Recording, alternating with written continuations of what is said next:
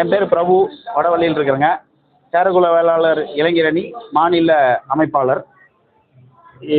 இந்த விழாவானது பல வருடங்களாக நமது முன்னோர்கள் பல தலைமுறைகளாக இதை பண்டு தொட்டி நடத்தி வந்துட்டுருக்கோம்.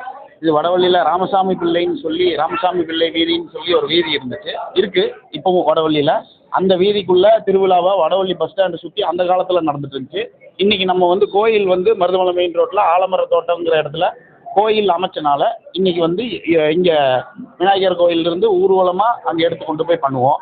இது இது 15 வருஷமாக இங்கே கோயில் அமைச்சதுக்கு அப்புறம் பண்ணிகிட்டு இருக்கோம். இது ஆனால் காலங்காலமாக ஒரு 100-200 தலைமுறைகள் ஆண்டுகளுக்கு முன்னாக நடந்துட்டுருக்கு.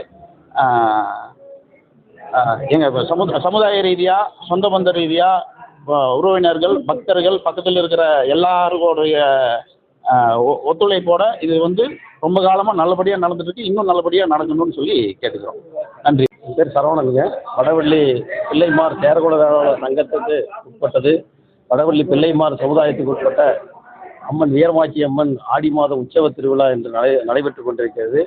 இன்று 5/8/2026 புதன்கிழமை அன்று வருடம் ஆடி மாத செவ்வாய்க்கிழமை நம்ம கோயில் சாட்டி நடைபெற்று புதன்கிழமை அடுத்த நாள் பச்சை குடிசை கட்டி வீரமாச்சி அம்மன் குலத்தார் அனைவரும் ஒன்று சேர்ந்து இன்று ஆடி உற்சவ திருவிழா நடைபெறுகிறது. இது எங்களது குலதெய்வத்தை கரகந்தாளித்து கோலமூடி எடுத்து அம்மனுக்கு பச்சை குடிசையில் கொண்டு உட்கார வச்சு வழிபாடு வருடாவருடம் நடந்து வந்து கொண்டிருக்கிறது. இது 4-5 பல 5-6 தலைக்கட்டுக்கு மேலே இது தொடர்ந்து நடந்து வந்துட்டு இருக்கிறது. எங்கள் முன்னோர்கள் காலத்திலிருந்து இதை வழிபாடு பண்ணிக்கிட்டு வந்துட்டு இருக்கிறோம். இன்னைக்கு கோயில் அங்கே இருக்குங்க.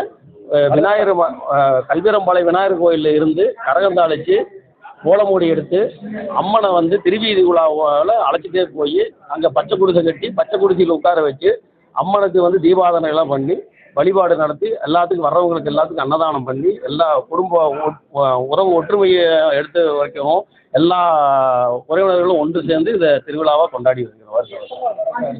இது 3 நாள் விழாங்க. 3 நாளும் இருக்குது. முதல் நாள் கணபதி ஹோமத்தில் ஆரம்பிச்சுங்க.